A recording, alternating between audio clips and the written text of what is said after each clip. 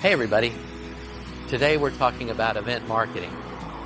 And the first thing I want to share with you is a story with my first encounter with event marketing, which happened when I was 9 years old. We had just moved into a new neighborhood. I was the new kid on the block per se. And start of the school year, I wanted to have a birthday party. My mom said, sure, we'll do it. My birthday is in early October, so I felt we had all the time in the world to plan my birthday party, right? Went out, got the invitations, I filled them out, stuffed them in the envelopes, put my friends' names on it. My mom said, when are you going to hand those out? And I said, I'll wait till the Monday before my birthday. And she said, no, you want to probably hand them out earlier than that. And I said, no, I'll be fine. So Monday before my birthday, I hand out the invitations, and all the kids were excited. They're opening up the invitations, they're all excited, and then they start saying to me, I can't come to your birthday party. I'm going to a birthday party already on the same day. And I was like, what?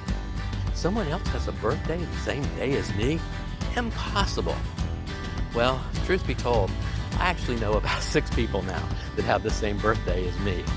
So, first thing you want to think about, having an event, what's going on around your event? Will people have the time to come to your event?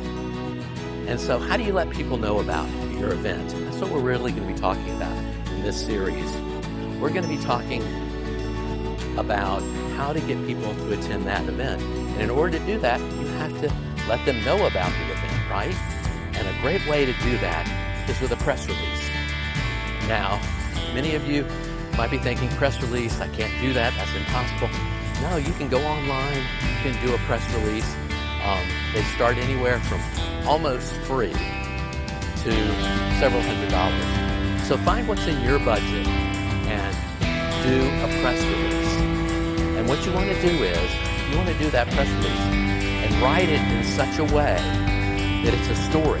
It could just be cut and pasted right into a newspaper or a story. It could just be read right as a news report. You don't want to give them any leeway because they're not going to take any. If it's written well, they're going to use it. If it's not written well, they're not going to use it.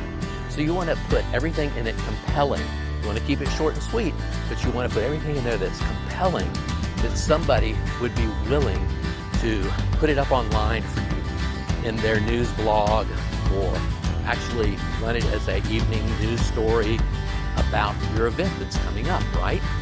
You'll also find out if you've done it right, they'll call you, maybe have you on the morning show, on radio or on TV, or they'll want to come to your event and make it part of their news for that night, which will help you for your next event that you're planning. So, keep all of that in mind. Consider making a press release to promote your event.